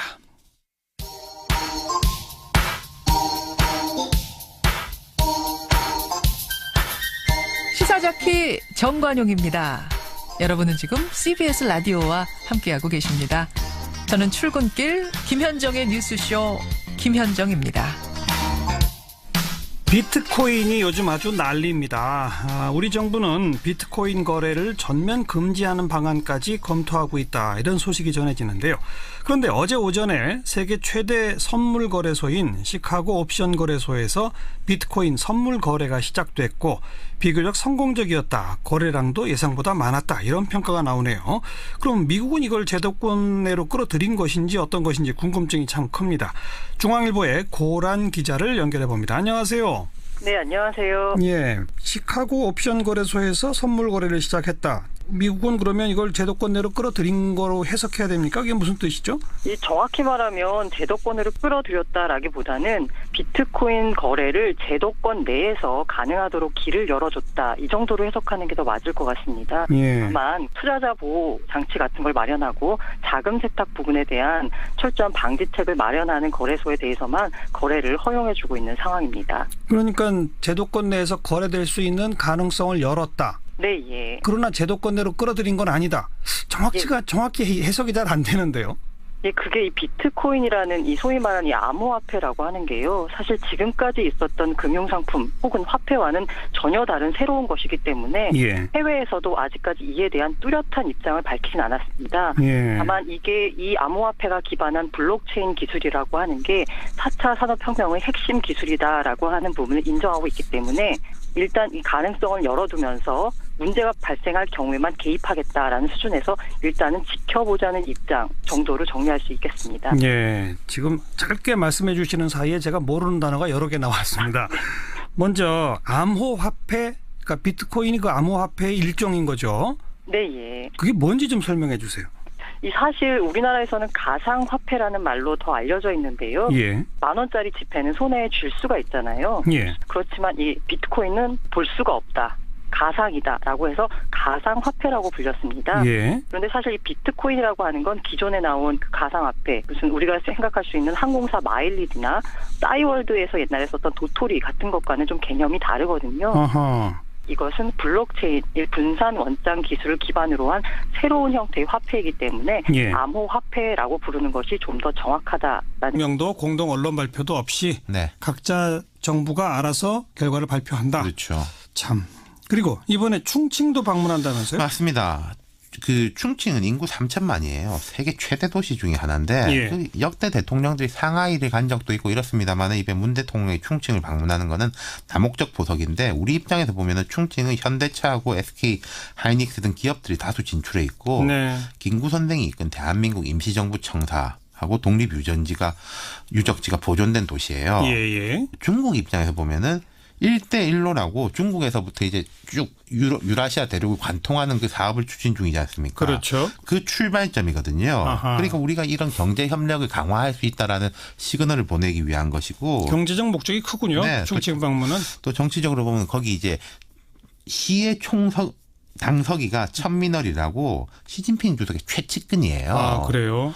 제가 옛날 이명박 대통령 때 그 미국 순방을 따라간 적이 있는데 시카고를 그때 이 대통령이 갔었거든요. 그때 시카고 시장이 램 이메뉴얼이라고 오바마의 비서실장 출신이었어요. 그런 포석이 있는 거죠. 알겠습니다. 수고하셨습니다. 감사합니다. 윤태곤 실장이었습니다. 오늘 하루 화제가 된 뜬 뉴스들부터 정리해드리겠습니다. CBS의 김현지 기자 안녕하세요. 네, 안녕하세요. 네, 첫 번째 뉴스요. 남북 축구 대결입니다. 오늘 오후 4시 반부터 일본 도쿄에서 열린 북한과의 동아시안컵 2차전이 조금 전 끝났는데요. 결과부터 말씀드리면 1대0으로 이겼습니다. 하지만 이겼다고 좋아하기엔 애매합니다. 우리가 얻은 1점이 북한의 자책골이기 때문인데요. 후반 19분에 김민우가 왼쪽 측면에서 크로스를 올렸는데 진성욱과 볼을 경합하던 북한 수비수 리영철이 그만 북한 골문에 공을 넣고 말았습니다. 승리에 기뻐하기엔 다른 아쉬움도 많은데요. 경기 내내 북한의 밀집 수비에 번번이 막히고 또 끌려다니기에 급급해서 전술 변화가 절실하다는 지적입니다. 그래도 이겨서 다행이긴 한데 우승할 수 있을까요? 네, 그건 두고 봐야 할 것 같은데요. 하지만 이번 승리로 지난 중국전에서 2대2로 비겼던 한국 대표팀은 승점 4점을 얻었는데요. 만약 나흘 뒤 일본과 열리는 3차전에서 이기면 작년에 이어 동아시안컵 2연패를 노릴 수 있게 됐습니다. 3차전은 16일 오후 7시 15분에 시작됩니다. 네, 다음 뉴스는요? 추위에 쓰러진 어르신에게 이 최강 한파의 날씨에도 자신의 패딩을 벗어 응급조치를 취한 중학생들의 얘기입니다. 어제 오전부터 온도가 급격히 더 떨어졌죠. 그런 탓인지 서울 답심리시장에서 한 어르신이 정신을 잃고 쓰러졌는데요. 이를 본 중학생 6명이 달려가 어르신을 빠르게 안아 일으키고 다른 학생은 입고 있던 패딩 점퍼를 벗어 할아버지 몸을 덮어드렸습니다. 학생들의 빠른 조치 덕분인지 할아버지는 곧 정신을 차렸는데요. 학생들은 여기서 그치지 않고 어르신을 업어서 집까지 모셔다 드렸다고 합니다. 이런 모습이 담긴 사진이 인터넷상에 오르면서 오늘 하루 네티즌들의 많은 관심과 응원을 받았습니다. 참 기특한 학생들인데 누군지는 밝혀졌나요? 네, 이 가슴 따뜻한 이 사진을 민병두 의원이 페이스북에 올리면서 약 2시간 만에 댓글로 반가운 제보를 받았는데요. 전농중학교 1학년 엄창민 학생 등 6명이라고 합니다. 네티즌들은 기특하다, 이런 학생들이 있어서 대한민국이 돌아가는 것 같다면서도 무엇보다도 중학생 1학년이 구조의 정석을 보여줬다는 게 신기하다. 어른들이 본받아야 할 것이라면서 학생들의 예쁜 모습에 고마움을 나타냈습니다. 정말 예쁘네요. 자, 다음 뉴스요. 네, 오늘 오전 출근길에 미국의 심장부인 뉴욕 맨하튼에서 지하철 폭탄 테러가 발생했습니다. 그나마 다행인 게 폭발물이 제대로 터지지 않아서 부상자는 용의자를 포함해 4명에 그쳤는데요. 바로 2달 전이었죠. 8명의 목숨을 앗아간 트럭 테러에 이어 뉴욕이 또다시 극도의 테러 공포에 휩싸였습니다. 용의자는 잡혔죠? 예, 용의자는 27살의 방글라데시 출신 이민자인데요. 몸에 파이프형 폭탄을 장착해 자살 폭탄 테러를 감행하려 했던 것으로 보입니다. 특히 사고 발생지는 타임스퀘어 인근 지하철역으로 매년 6,400만 명이 이용하는 곳인데요. 용의자는 뉴욕에서 가장 붐비는 장소에서 특히 월요일 출근길 시민을 노린 것으로 나타나면서 자칫 대형 참사로 이어질 뻔했습니다. 그러네요. 체포된 용의자는 이번 테러가 이스라엘의 가자지구 공습에 대한 보복이라고 진술했다는데요. 미국이 예루살렘을 이스라엘 수도로 인정한 뒤 광범위한 시위가 벌어지는 과정에서 이번 테러도 발생했다고 CNN은 분석했습니다. 네, 트럼프에 대한 비판 여론이 더 거세지겠군요. 수고하셨습니다. 네, 감사합니다. 네, 김현지 기자였습니다.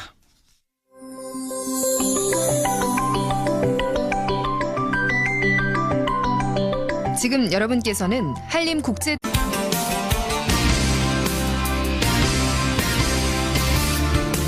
여러분 안녕하십니까? 정관용입니다.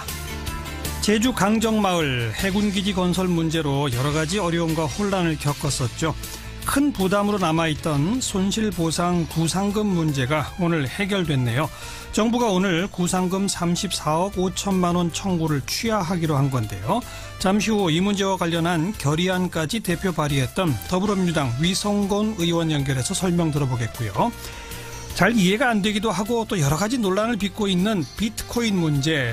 국내에서는 거래 전면 금지까지 검토한다는 얘기가 들리는데 하지만 시카고 옵션 거래소에서는 또 활발하게 거래가 됐다고 그러죠. 어제부터. 오늘 중앙일보 고란 기자로부터 좀 친절한 설명 들어보겠고요.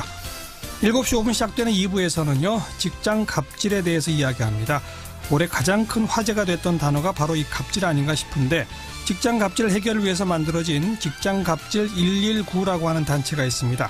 여기 활동하는 박점규 운영위원 또 윤지영 변호사 두 분 스튜디오에 직접 초대해서 자세한 이야기 들어보고요. 외신에 보도된 우리 모습 살펴보는 밖에서 본 한국 코너까지 2부 시간에 준비하겠습니다. 잠깐 광고 듣고 출발하죠. 정부는 오늘 제주 강정마을 관련 구상금 34억 5천만 원 청구를 취하하기로 결정했습니다. 작년 3월 박근혜 정부는 이 해군기지 건설 반대 시위로 공사가 지연돼서 손실이 발생했다면서 시위 참가자와 단체 5곳에 구상금 34억 5천만 원 청구하는 소송을 제기했었죠. 이걸 이제 취하하기로 오늘 결정을 한 겁니다. 정부의 이번 결정 끌어내기 위해서 결의안까지 대표 발의했던 더불어민주당 위성곤 의원을 연결해 봅니다. 위 의원 안녕하세요. 예, 안녕하세요. 반갑습니다. 오늘 국무회의에서 소송 취하 결정을 내렸습니다만 정확히 말하면 법원의 강제 조정안을 수용하기로 한 거죠? 예, 맞습니다. 법원이 강제 조정을 뭐라고 했습니까? 결정사항 그렇습니다. 원고는 피고들에 대한 이 사건 소를 모두 취하하고 피고들은 이에 동의한다. 원고와 피고들은 이 사건 제주 민군복합형 관광미항 건설공사 과정에서 발생한 사안과 관련하여 이후 상호 간에 일체의 민형사상 청구를 제기하지 아니한다. 예. 3번 원고와 피고들은 상호 간에 화합과 상생 및 강정마을 공동체 회복을 위하여 노력한다. 4번 소송 및 조정 비용은 각자 부담한다. 이 네 가지 사안에 대해서 법원이 결정사항을 조정안을 냈고요. 예. 관련해서 당사자인 정부와 강정마을회가 모두 동의를 했습니다. 법원은 왜 이런 강제 조정안을 만들었습니까? 지금 일어나는 분쟁이 계속될 경우 당사자들 간의 이익과 손실의 정도가 더욱더 더 늘어날 거라고 판단했기 때문에 이걸 정절하고 공평하게 하기 위해서 결정 조정을 하였습니다. 그러니까 법원의 판단은 해군기지 건설에 반대해서 그것 때문에 공사가 지연됐다고 해서 그 비용, 그 손실을 그 반대 시위한 사람들한테 부과시키는 건 좀 무리하다 이런 판단을 한 건가요? 예, 그런 판단을 한 것이고요.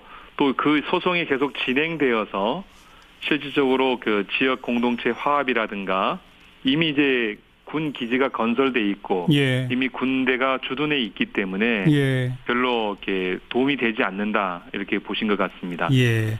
그렇게 되면 이 구상금을 정부가 받지 못하면 결국 그 손실 비용은 그냥 정부가 떠맡게 되는 거죠? 예, 그렇게 되어지는 거죠. 거기에 대해서 지금 자유한국당은 좌파들한테 아무리 폭력을 행사하고 깽판 쳐도 감옥 가고 돈 물어주지 않는다는 믿음을 강화한 것이다 이렇게 비판하고 나섰는데 어떻게 생각하세요? 이 사건은 사실은 이제 어떻게 발생을 했냐면 2007년 4월에 강정마을에 임시총회가 87명으로 해서 유치 결정을 하게 되어집니다. 예. 그것을 근거로 해서 이 사업이 시행되었는데요. 그 마을회 내부에서 이것이 무효라는 마을총회를 재차 열게 되어집니다. 2007년 8월 26일에 마을총회에서 725명이 참가한 가운데 680명이 반대로 부결이 되어지는데 그렇게 되었음에도 불구하고 마을이 이 사업을 유치했기 때문에 사업을 추진한다라고 정부는 해왔습니다.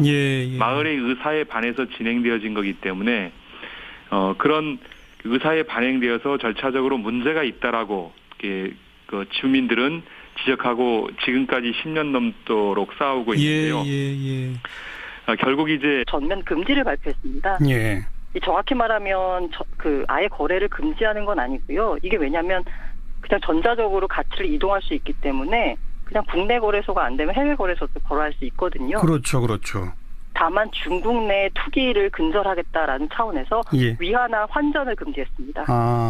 그렇다 보니까 중국 일반인들은 위화나 환전을 못하니까 이게 현실 가치가 없는 거잖아요. 예. 그래서 일반인들은 투자를 안 하고 소위 말하는 그 세력들, 일부 꾼들만 투자하는 시장으로 바뀐 상황이고요. 알겠습니다. 나라마다 차이도 굉장히 크군요. 네, 예. 우리도 조금 더 일단 지켜봐야 되겠습니다. 뭐 정답이 뭐다라고 아직 말할 단계는 아닌 것 같군요. 네, 예. 네, 자세한 설명 잘 들었습니다. 예, 감사합니다. 중앙일보의 고란 기자였습니다.